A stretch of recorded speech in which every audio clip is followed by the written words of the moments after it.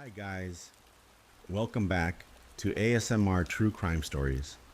I'm John, and as always, thank you so much to everyone who tunes in. If you're new here and you enjoy gentle, whispered true crime stories, please consider subscribing. I post a brand new case every night. For the best experience, I recommend listening with rain sounds in the background. And if you enjoy soft rain, stay with me until the end of this case, where I'll play extended rain sounds to help you relax and drift off to sleep. Tonight is going to be especially interesting because we're not just exploring one case, we'll be diving into two, told one after the other, each more chilling than the last.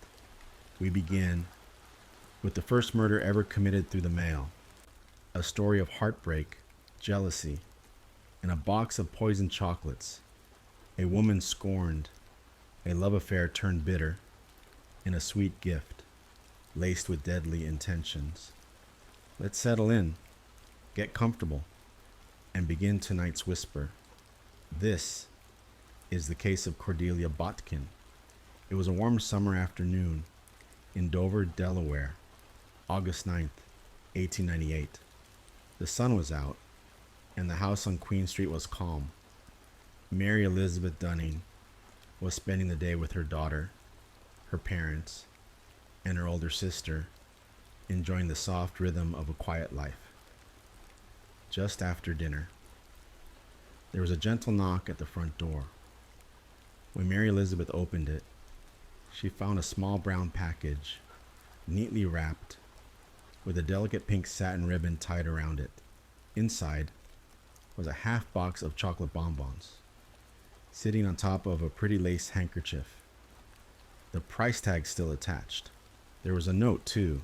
It read, "With love to yourself and baby, from Miss C." Mary smiled. She thought the chocolates were from a friend she had once met in San Francisco. Someone named Miss Corbally. It felt sweet, thoughtful. She didn't think twice. She placed the chocolates aside and saved them for after dinner. Later that evening, the family gathered on the front porch. The weather was hot. No air conditioning in those days. Just a warm breeze and the sound of crickets. Mary brought out the box. She unwrapped the ribbon, lifted the lid, and had 3 pieces. Her sister helped herself to a few. Even some of the neighbors' children, who had stopped by to visit, took a piece or two. Everyone smiled and laughed softly together. No one had any idea what was about to happen. Not long after the chocolates were eaten, something strange began to happen. First, Mary Elizabeth started to feel sick. Her stomach hurt, a deep twisting pain. Then her sister began to clutch her sides. They both felt hot, dizzy, and soon the vomiting began. It happened slowly at first, but then it became worse. One by one, everyone who had eaten the chocolate began to feel ill. Even the neighbors' children, who had only taken a small piece, started to complain of pain in their bellies. The family panicked. Mary's father, a strong, careful man, hadn't touched the chocolate himself, but now he watched helplessly as nearly everyone in the house grew weak, pale, and sick. He called a doctor. The first doctor thought it might be food poisoning, something from the corn fritters they had eaten at dinner. But Mary's father knew better. He had eaten the same meal, and he was perfectly fine. It couldn't be the fritters. Something else, something far more dangerous, had caused this. After a few hours, most of the guests began to feel better, but Mary Elizabeth and her sister did not. Their symptoms only grew worse. The pain in their stomachs became sharp, unbearable. They began to shake. Sweat poured down their faces. They cried out, not in fear, but in suffering. A second doctor was called. This one took a closer look and whispered something the family never expected. "They've been poisoned," he said. There was nothing he could do. No cure, no treatment, only time and prayer. And then came the worst part. Mary Elizabeth, once full of laughter and light, slipped into delirium. She began to hallucinate. Her words no longer made sense. Her body trembled, and her voice faded into whispers. Her sister, right beside her, suffered the same. Hours passed, then days. The house grew still, and finally, both women were gone. One slow, painful death, from a gift wrapped in pink ribbon and sealed with love. Mary Elizabeth's father stood over his daughter's beds, broken and angry. Just days ago, they were smiling, laughing, alive. Now, he had lost both of them. The house felt hollow. No more footsteps. No more soft voices from the front porch. But the pain wasn't just grief, it was suspicion. Something wasn't right. The chocolates, the note, the sudden illness. He knew in his heart, this wasn't some random sickness. It was something deliberate, something meant to hurt. So he did the only thing he could. He took the remaining chocolates and carefully packed them in a small parcel. Then he brought them to a local chemist, a man named Dr. Wood. Dr. Wood examined each piece with care, crushing a small part of the candy, mixing it with solutions, watching the reaction. And when he was done, he looked up from his table and said what no one wanted to hear. The chocolates were poisoned with arsenic. Arsenic, a white powdery substance, tasteless, odorless, and deadly. In those days, arsenic was easy to get. You could buy it over the counter at a local pharmacy, usually for things like killing rats or lightening skin. Wealthy women of the Victorian era sometimes used it mixed with vinegar and chalk to whiten their faces. Pale skin meant status. It meant you didn't work in the fields. But arsenic was also used by people who had other ideas: quiet, deadly, undetectable. It had become the poison of choice for those who wanted to kill and not be caught. Mary Elizabeth's father clenched his jaw. Now he was sure. Someone had meant to harm his daughter. Someone had mailed her death, wrapped it in satin ribbon, and signed it with a note. And then he remembered the letters. A few months earlier, Mary Elizabeth had been receiving anonymous handwritten notes, quiet whispers from someone far away. The letters warned her not to trust her husband. They said he had been seen around San Francisco with a beautiful woman. The letters were cruel, detailed, and cold at the time. Mary had tucked them away in a drawer, unsure what to make of them. Maybe she didn't believe them. Maybe she didn't want to. But now, those letters meant something. Her father gathered the letters. He gathered the candy, the wrapping paper, the pink ribbon, the handkerchief still carrying its price tag, and he took them all to the police. This wasn't just a case of bad chocolates. This was murder, a murder sent by mail.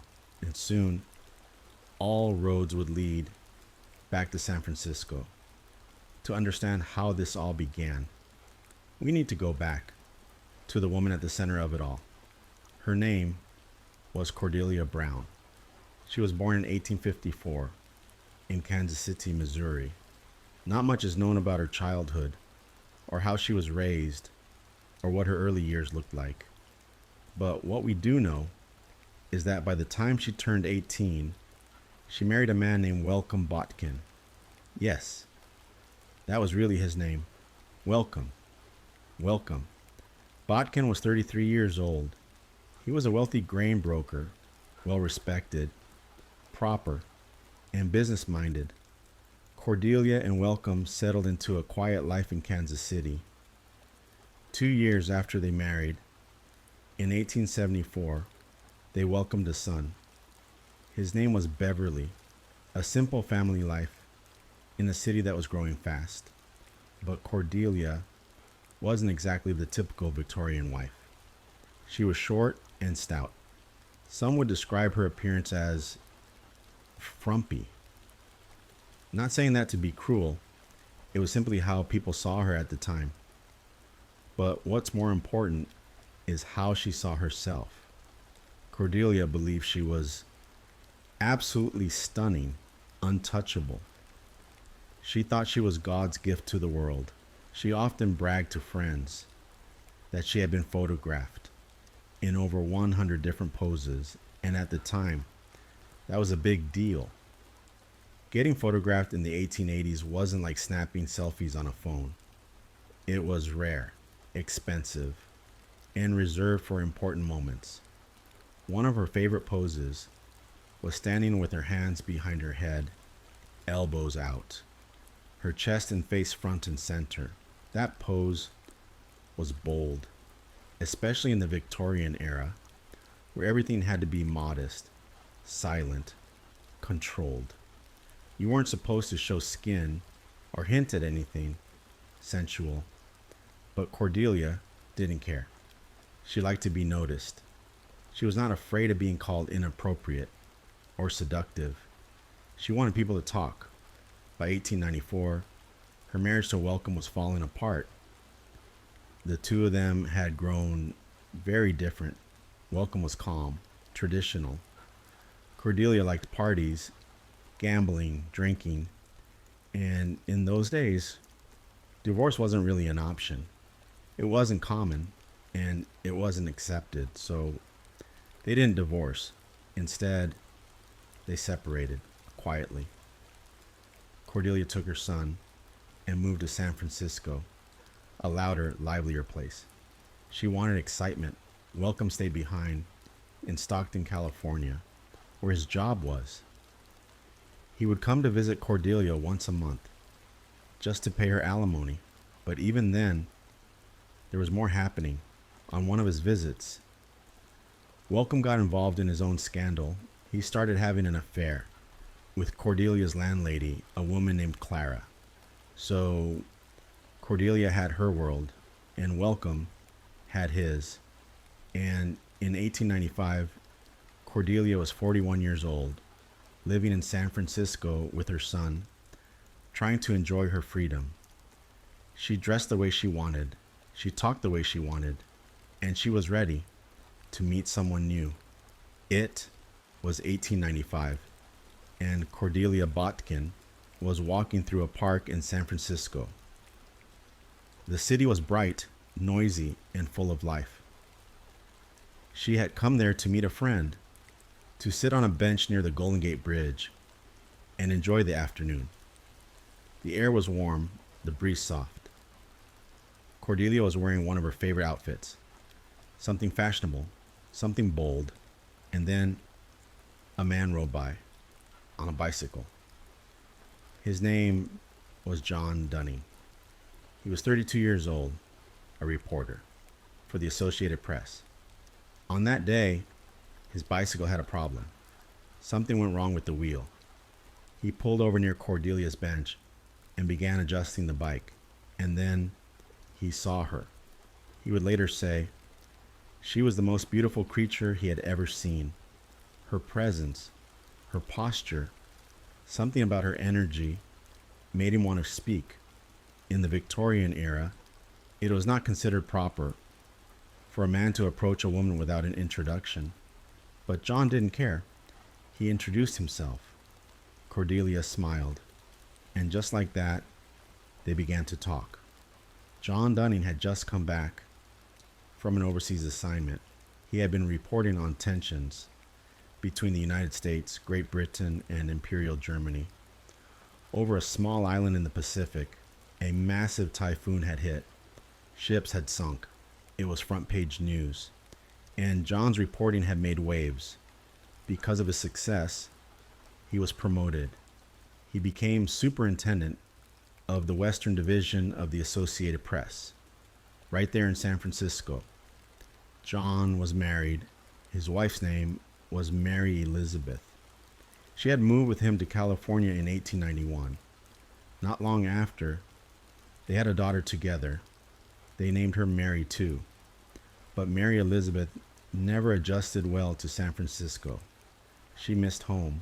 She missed her parents. Her faith was important to her. But John didn't care much about religion. Their marriage was strained. They barely connected. And when John met Cordelia, it felt like he had found someone who finally understood him. They talked for hours about their unhappy relationships, about how their partners didn't get them, about wanting more. John was smitten. He loved that Cordelia wasn't like other women. She liked to drink. She liked to talk about sex. She liked to hang out with men. She wasn't quiet. She wasn't modest. She was bold. John felt like he had met a cool girl, someone who didn't judge, someone who lived freely. Cordelia took him to the places she loved in San Francisco. Not fancy restaurants or parks, but gambling saloons, brothels, dark smoky bars. And John had never seen that side of the city. He was fascinated. Before long, they were not just drinking and gambling. They were having an affair. And they weren't hiding it.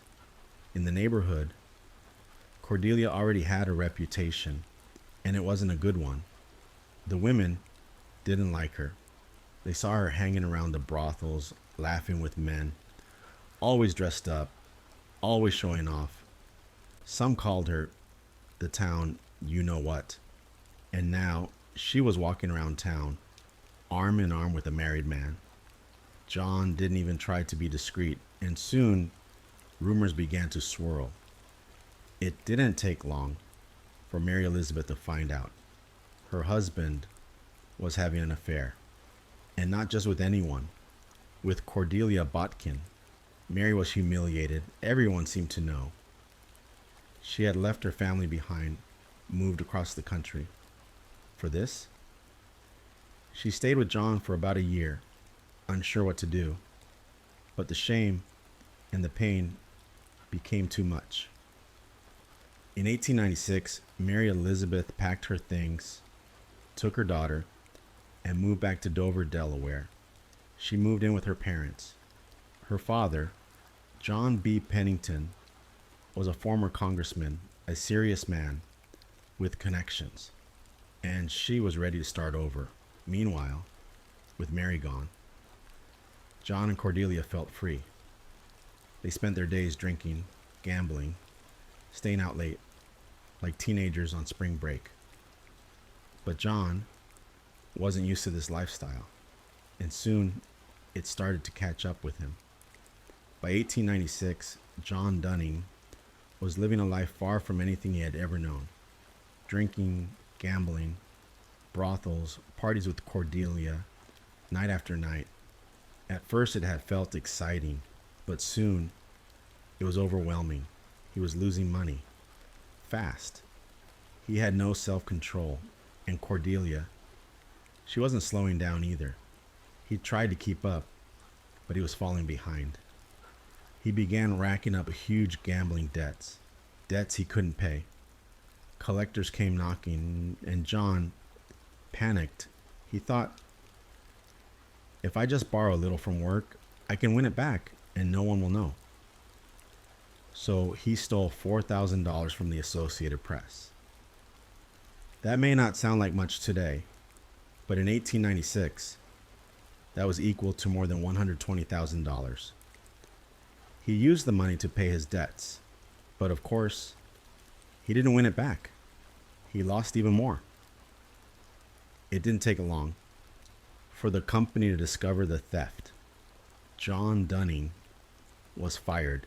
Somehow, he didn't go to prison, but now he had lost his job, his marriage, his money, and his name. And still, he stayed with Cordelia. Their relationship continued for almost 3 years. a tangled mess of love, lies, and self-destruction. But in March of 1898, something changed. The Associated Press was looking for someone to cover a new war. The Spanish-American War was on the horizon, and despite everything, John was still one of the best reporters they had. They gave him the job, and with that offer, something clicked inside of him. He saw a way out of the drinking, out of the gambling, out of Cordelia. He told her the truth. "I'm leaving," he said. "This is over. I need to move on." He said he was going away for work, but when it was over, he planned to go back to Delaware and try to make things right with Mary Elizabeth. He missed her. He missed his daughter, and he wanted his life back. Cordelia was devastated. She begged him not to go. She cried, pleaded, told him she had given him everything, but he was done. John left for Cuba, and Cordelia was left behind, alone. At first, she was just heartbroken, quiet, withdrawn. But then, something darker started to grow inside her. Her sadness turned into anger, and her thoughts turned toward revenge. In her mind, if she couldn't have John, no one could.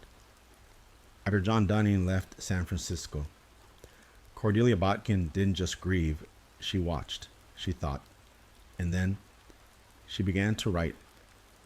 The first letter arrived at the Pennington home in Delaware. Quiet and unexpected, Mary Elizabeth opened the envelope slowly.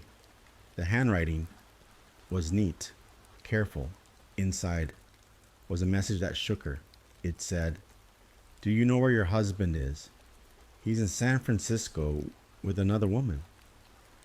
Mary stood there frozen. Her stomach turned. The letter had no return address, no signature, just Miss C.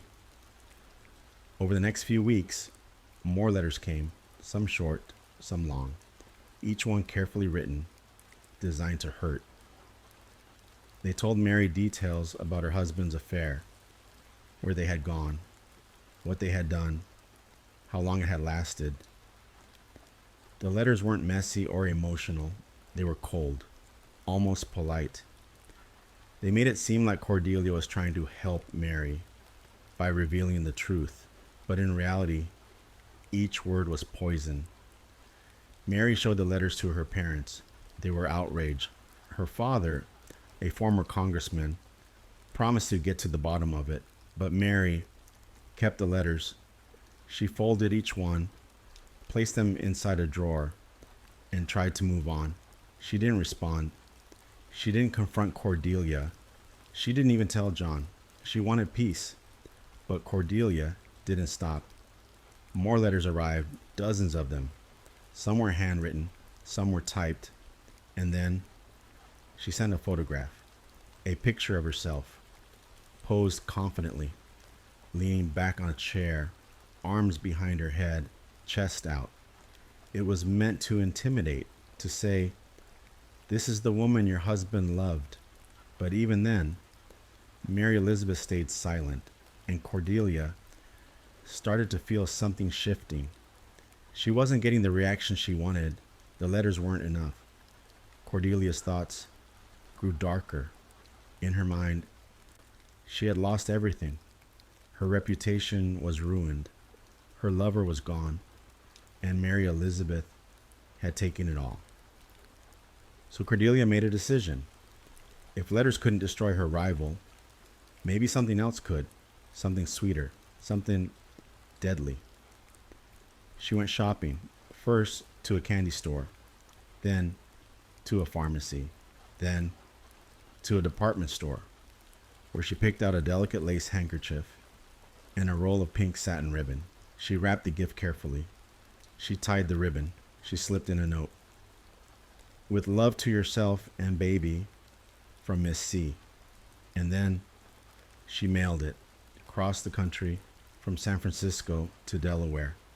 A box of chocolates, soft, sweet, and laced with arsenic. When Mary Elizabeth and her sister Ida died, The world around them shattered.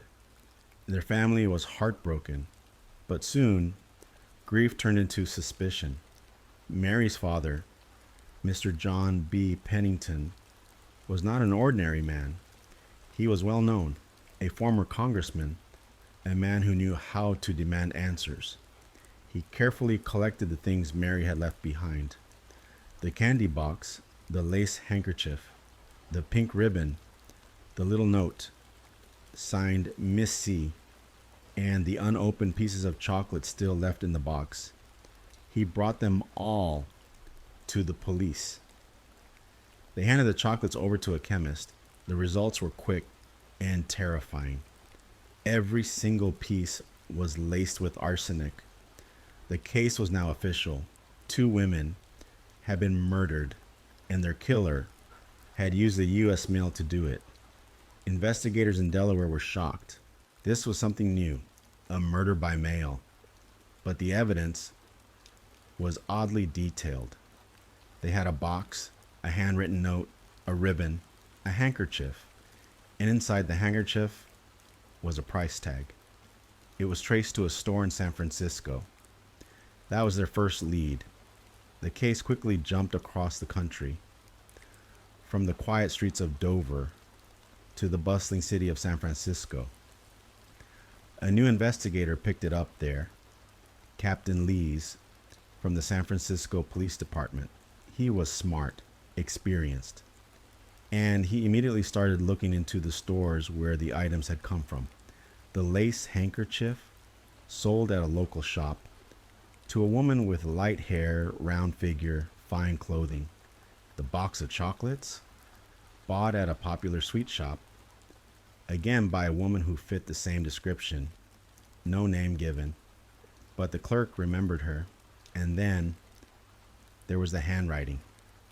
Captain Lees got hold of the letters that had been mailed to Mary Elizabeth months earlier. The one signed Miss C. The script was delicate, perfectly formed. It matched the handwriting on the note found inside the candy box. Now, they needed to know who wrote them. So they turned to the one person who might recognize that writing: John Dunning. He had returned from Cuba and had just moved back east to try and patch things up with his wife's family. When investigators reached out to him, he agreed to help. They handed him the letters, and he stared at the pages in silence. His face went pale. The handwriting, the wording, the little flourishes, it was all unmistakable. "This is Cordelia Botkin," he said. And just like that, a name was given, a face behind the murder. Captain Lees wasted no time. He marched straight to Cordelia's apartment and knocked on the door. She opened it, calm, composed, dressed well, her hair perfectly pinned. And when he said he was there to ask about a package mailed to a woman in Delaware, she didn't even flinch. She answered all his questions politely, gave a short statement, said she didn't know anything about it, said she had no reason to harm anyone. But there was something in her tone, something cool, detached. Cordelia acted like she had nothing to hide. But Captain Lees wasn't convinced. He had handled many cases in his time, and this woman seemed too smooth, too careful. So he continued digging, and what he found was a trail of purchases: the handkerchief, the box, the pink ribbon, all bought in San Francisco, all bought by Cordelia Botkin. The arrest came quietly. There was no fight, no drama. Cordelia Botkin simply opened the door and allowed herself to be taken in.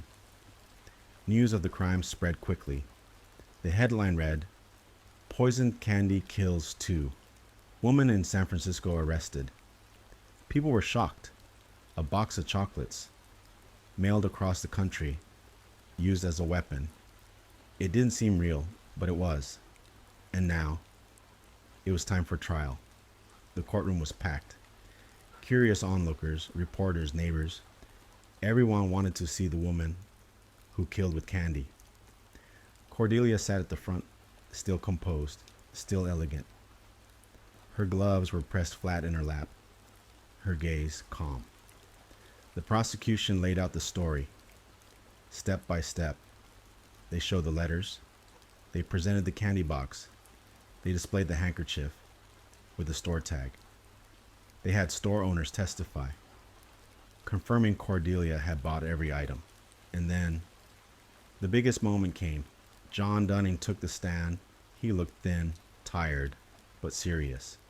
He told the court about his affair, about the gambling, the drinking, and then he identified the letters. Yes, he said.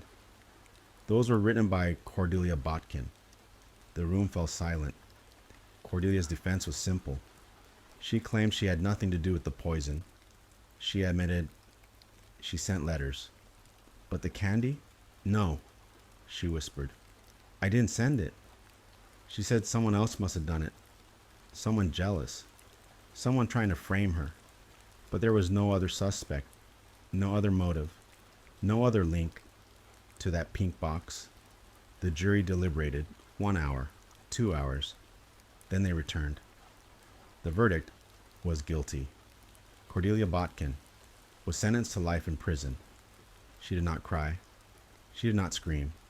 She simply stood up, smoothed her skirt, and walked out of the courtroom. Outside, the city buzzed with whispers. A woman had killed with candy, and she would go down as the first person in American history to commit murder through the mail. After the trial, Cordelia Botkin was sent to the San Quentin State Prison. She was the first woman in American history to be convicted of murder by mail. Inside prison, her life was quiet. She spent her time reading, sewing, and walking slowly through the prison yard. She never confessed, not once. And over the years, she started to fade from memory. The paper stopped writing about her.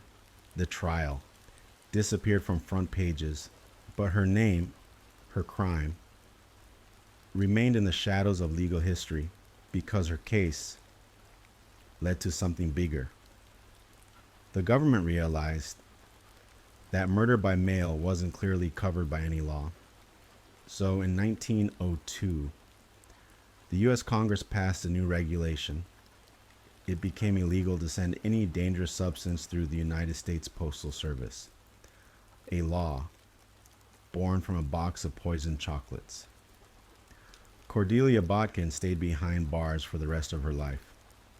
She died in 1910 at the age of 56, alone, forgotten. Her son Beverly never visited her in prison, and John Dunning died just 2 years later in 1908 from a heart attack. Mary Elizabeth and her sister Ida were buried quietly in a cemetery in Dover, Delaware. 2 innocent women taken by jealousy and sweets. Tonight, we remember them. And we remember the case that taught the world that even the softest gift can carry the deadliest secret. Before we move into our second story tonight, take a deep breath. And if you haven't already, this is the perfect moment to subscribe to ASMR True Crime Stories. It helps the channel grow and ensures you never miss a single whispered case. You can also use this short break to get more comfortable, adjust your pillows, or simply enjoy the gentle rain in the background. All right, let's continue tonight's journey. Our second case is quieter on the surface, but far more unsettling beneath. A young woman, a calm exterior, and 2 innocent lives forever changed. This is the story of Louise Porton. Let's begin. Louise was born in 1997, just a regular girl growing up in England.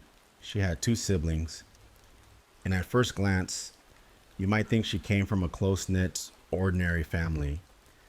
They did Sunday visits to grandma's, just like many families do. It was tradition, something steady. But even with that kind of structure around her, Louise didn't grow up warm and bonded. In fact, from early on, family members said she stood out. Not in a special way, but in a strange one. She was often described as distant, even cold. While the rest of the kids played or chatted, Louise would sit quietly, watching, sometimes glaring. One of her cousins said she'd give them the most awful looks. And if anyone sat too close, she'd whisper, "Go away, or I'll smash your face in." And that wasn't just talk. Louise was known to lash out, especially at younger children. But she didn't want to get caught. She would wait for the moment no one was looking, and then she'd strike. That's not something you expect from a child. It's not just temper or sibling rivalry. It's something else. It's a red flag. As she got older, things didn't improve. Around age 11, she started stealing from her own grandmother. And not just once, repeatedly. Now, kids do silly things. Sometimes they sneak coins from a parent's wallet. But Louise's behavior wasn't about childish mischief. She didn't feel guilty. She didn't say sorry. Family described her as money obsessed, aggressive, and never apologetic. Even when she was caught, she didn't seem to care. It's one thing to feel embarrassed or ashamed when you've done wrong. But Louise didn't show any of that. She didn't flinch. She didn't explain. She just moved on. No guilt, no regret. When someone hurts others and shows no remorse, no empathy, it starts to paint a certain picture. And Louise was becoming someone very hard to understand. Her mother, Sharon, would later say she remembered Louise as a happy, bubbly child. But memory is tricky, and sometimes parents only remember the good parts, the birthdays, the smiles. What Sharon didn't mention was that when Louise was 11, she left her children, including Louise, and moved away with a new man. That had to be painful. At that age, kids are transitioning into adolescence, figuring out who they are. And suddenly, Louise's mom was gone. Maybe she felt abandoned. Maybe she felt like she didn't matter anymore. Whatever the reason, something in her shifted again. And what came next would be even more troubling. As Louise moved into her teenage years, she changed. She began spending more time around boys, seeking attention, not just friendships, but something more. She became what some would call overly eager. And anyone who gave her a little attention, she gave everything. It's not unusual for teens to explore, to crave acceptance, especially if they felt rejected. And after her mother left, maybe that's exactly what Louise was chasing. But for her, it wasn't just about affection. She began using those relationships for money. She later bragged online about how much she could make from being with men. She was proud of it. She even posted about it, talking about how she charged and what she offered. To her, it wasn't just survival, it was control, power. But behind that confidence was something hollow. Because the more she shared her time with strangers, the more disconnected she became. Louise eventually had a baby, a beautiful little girl named Lexi. She was just 18, still young herself, and not long after, she had another baby girl, Scarlett. 2 little girls, so small, so innocent, just toddlers, full of life. But even then, Louise wasn't interested in being a mother. She wasn't interested in bonding or caring or protecting. She lived in a single room, a small space called a bedsit. And while the girls stayed home, Louise went out. She partied, she met with men, and she rarely looked back. A woman she lived with, the landlady, noticed something strange. Louise didn't want to be around her daughters. And when she did spend time with them, she seemed irritated, frustrated. Sometimes she would raise her voice. She didn't speak kindly. She didn't act gently. The landlady was the one who often cared for those girls. And that's heartbreaking because these weren't strangers. These were her babies. And even with help, Louise didn't seem to care. Instead, she described herself as a part-time model.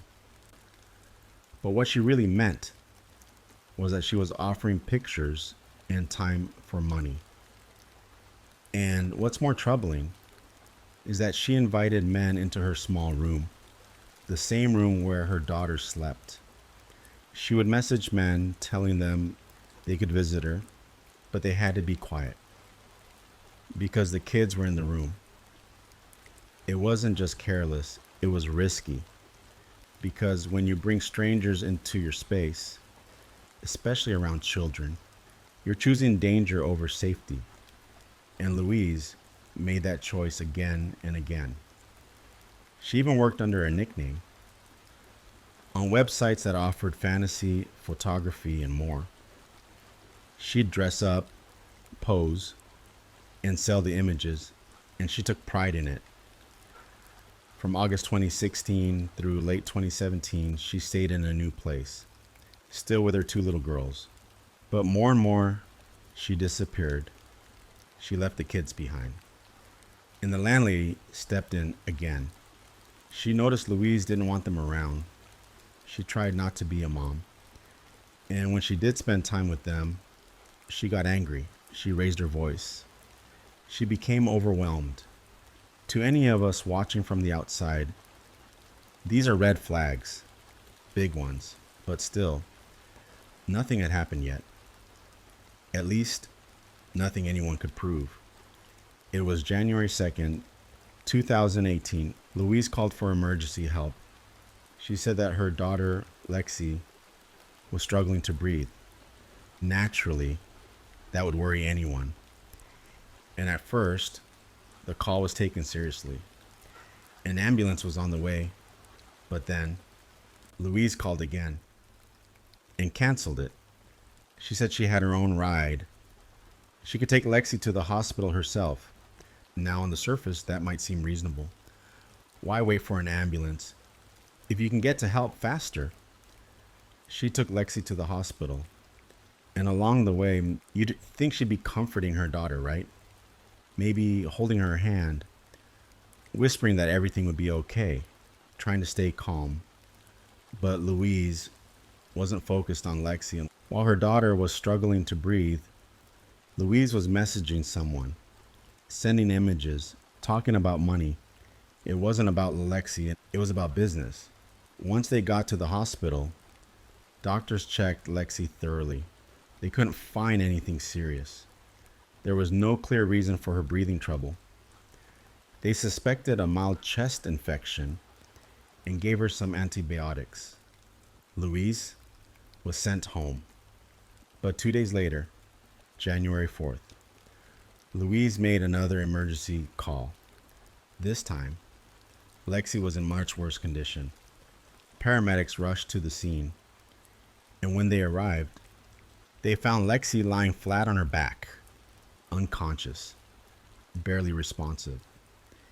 If they hadn't gotten there in time, Lexi might not have survived that night. Thankfully, the team managed to stabilize her, and she was rushed to the hospital again. But something bothered them. Something didn't feel right. Louise wasn't panicked. She wasn't crying. She wasn't acting like a mom whose child was in critical condition. She seemed calm. Later, when she got into the ambulance, she stayed that way, still composed, still not emotional. And when they reached the hospital, Lexi was examined again. Once again, doctors couldn't find anything clear. They gave Louise more antibiotics, believing it was a respiratory issue. But while her daughter was being treated, Louise went to the bathroom, and instead of breaking down or asking the nurses how Lexi was doing, she took a photo of herself, not just any photo, but a photo without clothes, and she sent it. She also messaged a man about booking a photo shoot, but with extra conditions. She said they could meet up as long as he paid in advance. And that's not all. She even gave her phone number to a hospital security guard. Think about that for a moment. Your child's in the hospital, seriously unwell, barely hanging on, and you're not focused on her. You're not by her side. You're flirting, networking, making plans. Later on, the police would go through her phone, and they'd find dozens of messages, all sent while Lexi was being treated, even conversations about money, and offers to meet up in the same bed where her children slept. These weren't mistakes. These were choices, and they were deeply concerning. But at the time, no one suspected what was really happening. Lexi was discharged, sent home with medication, and Louise went back to her life. No one could have known that just days later, Lexi would be gone. It was the evening of January 14th, 2018. Louise was seen entering her apartment building. Security cameras captured her walking inside, holding hands with her two little girls, Lexi and Scarlett. They looked perfectly fine, healthy, happy. Just two little children following their mother inside. There was nothing unusual, no signs of illness, no discomfort. But just hours later, in the very early morning of January 15th, Louise was on the phone with emergency services again. This time, she told them she had found Lexi unresponsive in bed. She said her daughter wasn't breathing and that it was too late. Paramedics rushed to the scene, and when they got there, they found Lexi cold to the touch. Her skin was pale, her lips were blue, and signs of something even more chilling had begun. Rigor mortis had already set in, which meant Lexi had been gone for quite some time. Doctors performed a postmortem exam, but they couldn't find a clear cause of death. There were no injuries, no obvious signs of harm. So, for the moment, no one suspected Louise. She looked upset. She cried. She acted like a grieving mother, but only for a short while, because just a few hours later, she was back on social media. Louise accepted 41 new friend requests that day. She also started chatting with men like nothing had happened. In one conversation, she even flirted with a man named Dave, talking casually about getting a leg tattoo. And at one point, she quietly slipped in the line, "My daughter passed away yesterday." The man responded, "I'm really sorry." And all she said was, "It's all right."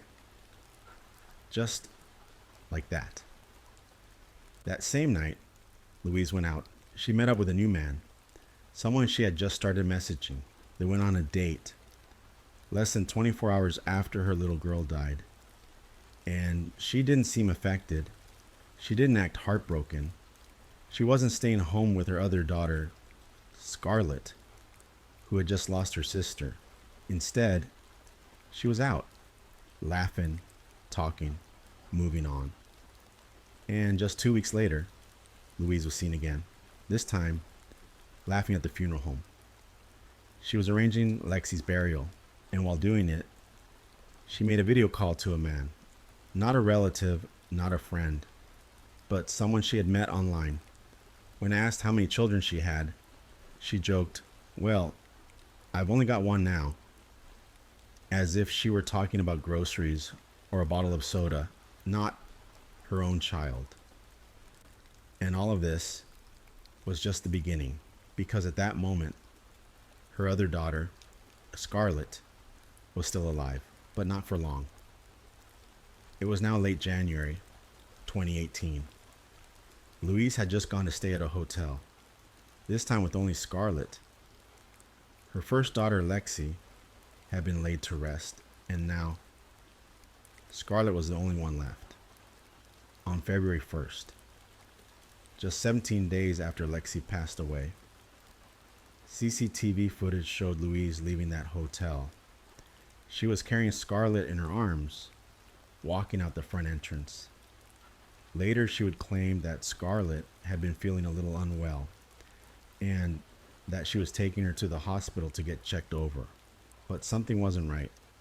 Instead of going directly to the hospital, Louise drove to a car park, Elliott's Retail Park in Rugby, and from there, she made another emergency call. She said her daughter had suddenly fallen ill in the car. Paramedics arrived quickly, and they found Scarlett in the back seat. She wasn't moving. Her body was still. No response, no breath. She was gone. And just like with Lexi, doctors at the hospital tried everything, but there was nothing they could do. Scarlett had passed away long before help arrived, and this time, the medical staff felt something wasn't right. Louise didn't cry. She wasn't distraught. She was quiet and almost emotionless. She told them Scarlett had recently been sick, said it was just the flu. But deep down, those around her started to wonder, was this really just bad luck? 2 children gone. In less than 3 weeks, police began looking into it, and the more they looked, the more disturbing it became. They discovered something heartbreaking. Scarlett had been gone long before that 999 call was made. The timing didn't match. She had likely passed away hours before. And when they checked the hotel room, they found Scarlett's things, her blanket, a pillow with traces of blood. There were signs of pressure around her neck and tiny marks inside the skin, signs that she may have been suffocated. Even more troubling, they found evidence that this might not have been the first time. The damage showed possible earlier attempts. It was clear. This wasn't sudden. This had been planned. And now, the truth was becoming hard to ignore. Police started thinking back to Lexi's death, back to her hospital visits, back to the breathing trouble, the unexplained symptoms. And when they looked at both cases side by side, it all started to make sense. They believed that Louise had been the one to cause it. She had harmed both girls. First Lexi, then Scarlett. And when Lexi survived the first time, Louise simply tried again. She had searched online for how long someone can go without breathing, for how cold a body gets after passing. She read articles about what happens to a person after they're gone. And then she used that knowledge to make sure Scarlett wouldn't survive. After Scarlett passed away, everything changed, because now police weren't just treating this like a tragedy. They were treating it like a case, a serious one.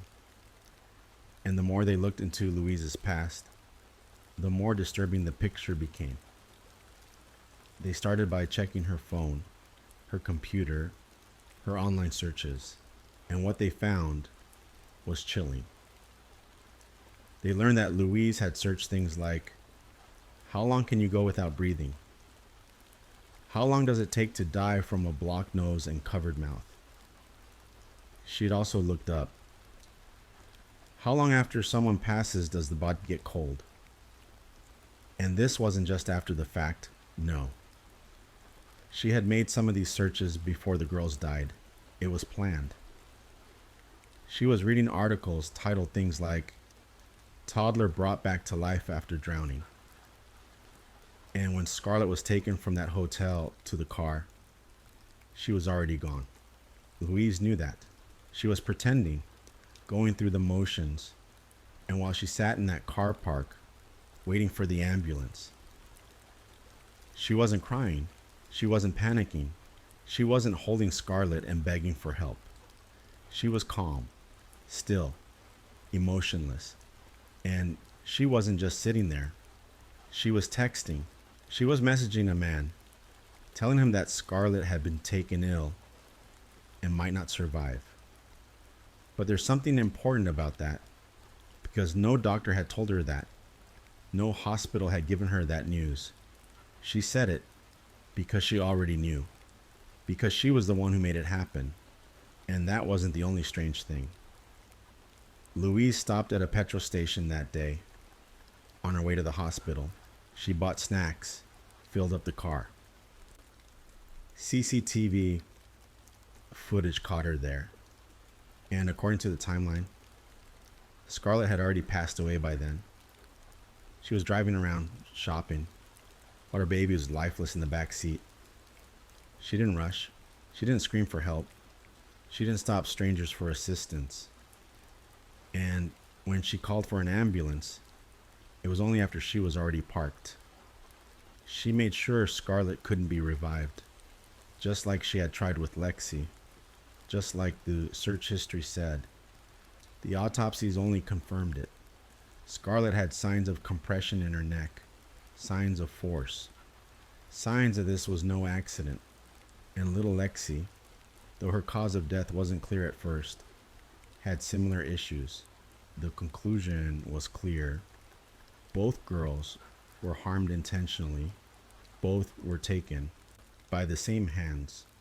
After Scarlett's passing, investigators knew something was very wrong. 2 daughters both gone, just 17 days apart, and the only connection was their mother, Louise. The more police looked into her behavior, the more it shocked them. They went through her phone records, her texts, her messages, and what they found was chilling. Right before Scarlett's death, Louise had messaged a man saying, "My 3-year-old is ill. Doctors say she's going to die." But there's something important about that. No doctor had said anything like that. Not to her. Because Lexi hadn't even been taken to the hospital yet.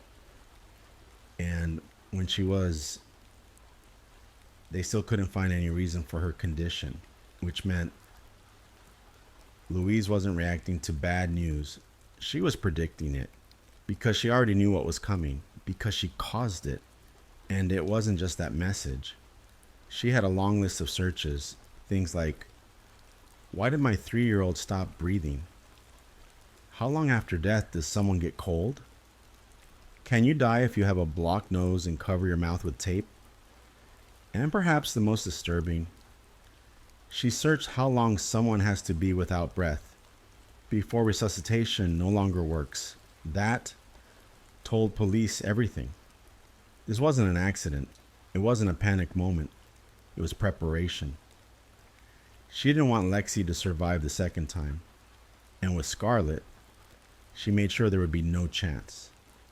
Doctors reviewing the case confirmed it. Lexi had likely passed away long before help arrived. Louise had waited. She delayed the call, just long enough to make sure it was too late. And Scarlett was likely gone before she was even carried out of that hotel room. Louise made sure of it. She timed everything, right down to when the ambulance was called. And if that wasn't enough, police discovered she had sent text messages to men talking about how ill her children were, as if she was fishing for sympathy or using it to get attention, even though she knew that her daughters weren't just sick, they were dying. And she was the reason. Every digital trace, every message, every search painted the same picture. Louise hadn't just lost her children. She had planned it. She had executed it.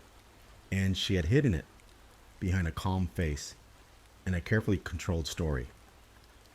Now that the investigation was underway, detectives began piecing everything together. Not just the timelines, but the motives. And what stood out most was how Louise lived her life when no one was watching. Because while her daughters were suffering, Louise was active. She spent hours on social media, on dating apps, on adult websites. In the days following Lexi's passing, instead of grieving, she was uploading new pictures of herself, flirting with strangers, arranging dates. And when Scarlett died just 2 weeks later, the pattern repeated. She kept texting men, sending selfies, chatting late into the night. Police later found out that she had been messaging more than 20 different men around the time of both children's deaths. And that's not an exaggeration. 20. Some of the conversations were romantic. Some were explicit, but none showed any sign that Louise was grieving or even struggling. She never mentioned her pain, never expressed confusion or guilt or even sorrow, just small talk, jokes, plans for future dates. One conversation stood out. Just a few hours after Scarlett passed, Louise messaged a man. She told him about the death, but in the most casual way imaginable, almost like it was background noise. And when he expressed sympathy, she brushed it off, said it was fine, said she'd be okay. Then she asked if he wanted to meet up. Detectives were stunned. They couldn't find a single message where she talked about missing her girls. Not one post expressing heartbreak. But they did find something else. Something that made the motive clear. Louise had complained about motherhood. She said it was boring, that the girls got in the way of her life, that she couldn't enjoy herself because of them. She said she wanted more freedom, that she was tired of always being at home, tired of responsibility and tired of being a mother. So when investigators looked at everything, the timelines, the searches, the cold behavior, the digital messages, it became clear Louise didn't see her daughters as her world. She saw them as a burden. And when she decided she didn't want to be a full-time mother anymore, she made a choice she could never take back. By now, detectives had more than just suspicions. They had the full picture. 2 little girls, gone just 17 days apart.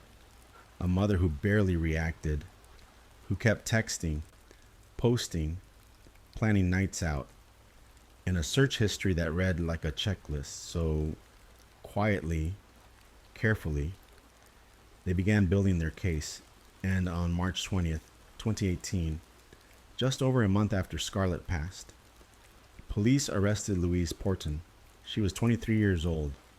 They brought her in for questioning and sat her down in a quiet room. And in that interview, she denied everything. Louise claimed she had no idea what had happened, that Lexi and Scarlett were both just sick. She said she thought it was the flu, or maybe a bad cold. She said she did everything she could, that she had tried to get help, tried to be a good mother. She said she loved them, but detectives, they'd seen too much, and they weren't buying it.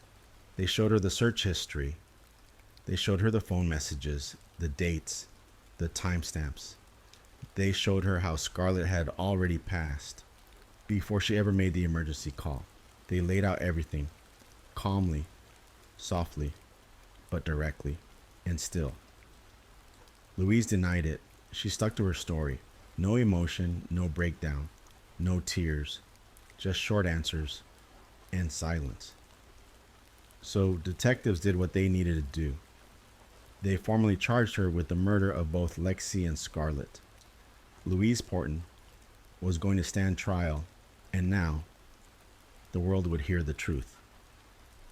The trial started on July 2nd, 2019. It had been over a year since both Lexi and Scarlett had passed away, and now In a quiet courtroom, the full truth was ready to be heard. Louise Porton walked in, wearing a plain outfit, her face calm, almost blank. She sat there, listening, as every piece of evidence was slowly brought out into the open. The courtroom heard how Lexi had been taken to the hospital twice, just days before her death, and how doctors couldn't figure out what had caused her sudden breathing problems. But now, with the full picture, they believed she had been harmed on purpose. The jury listened carefully as the search history was read aloud. Terms like, how long does it take for a toddler to stop breathing? Can you block someone's nose and mouth and stop them from waking up? And worse, searches that were made before either of the girls had passed. The prosecutor said it clearly, that Louise didn't want to be a full-time mom, that she saw her girls as an obstacle, and she wanted her freedom back. They showed CCTV of Louise at the petrol station, buying snacks, filling up her car, all while Scarlett was already gone, in the back seat. They showed her phone records, proving she messaged men even while in the hospital. And one by one, the evidence kept stacking up. But Louise? She didn't show emotion. She didn't cry. She stayed still, her face quiet, as if she wasn't even there. When it was her turn to speak, she denied everything. She told the jury she was a good mother, that she loved her girls, that she didn't know what had gone wrong. She said she never hurt them, not once. But the evidence told a different story, and the jury listened closely. After hearing all the evidence, the jury stepped out. They had listened to the doctors. They had seen the messages. They had read every word from Louise's phone, every search, every timeline. And now they had to decide, was it neglect or was it something deeper? Was it grief or guilt? They stayed out for just over 6 hours, and when they returned, the room went quiet. Louise sat still. No reaction, no expression. Then the verdict was read out, guilty on both counts.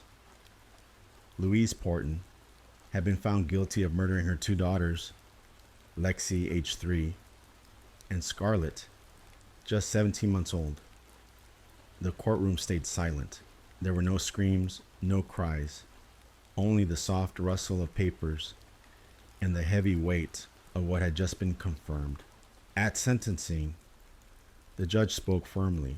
He told Louise that her actions were calculated, manipulative, and deeply cruel, that she had shown no remorse whatsoever, that she had put her own desires above the lives of her children. And then he handed down the sentence, life in prison, with a minimum of 32 years before she could even apply for release. Louise didn't cry. She didn't speak. She didn't even flinch. She was taken quietly from the courtroom and led away. Outside, the community was shaken. People who had once seen her walking with her girls now struggled to understand how this could have happened, how 2 innocent children could lose their lives at the hands of their own mother, and still, even now. Louise Porton has never admitted guilt, never explained why, never shown sorrow. Her silence says everything. And so that's where the story ends. Louise Porton is serving a life sentence. 2 beautiful little girls, Lexi and Scarlett, are gone. And the questions, they still linger. How could a mother do something so cold? Why didn't anyone notice sooner? Was there anything that could have saved them? There are no easy answers. But what we do know is that Lexi was full of energy. She loved singing and dressing up. And Scarlett was just learning to walk, always smiling, always curious. They were loved by others. They were bright and sweet and so young. And even though they're gone, their names are not forgotten. Their story is remembered, not just because of what happened, but because we have to believe that children like them deserve to be protected, deserve to be heard, and deserve to be held safe. Thank you for staying with me tonight. If you're still here, you can now relax and let the soft rain continue to honor Lexi and Scarlett. I'll leave the sound on a little longer tonight. Please be kind to yourself and to the little ones in your life. Sleep softly, and I'll see you in the next story.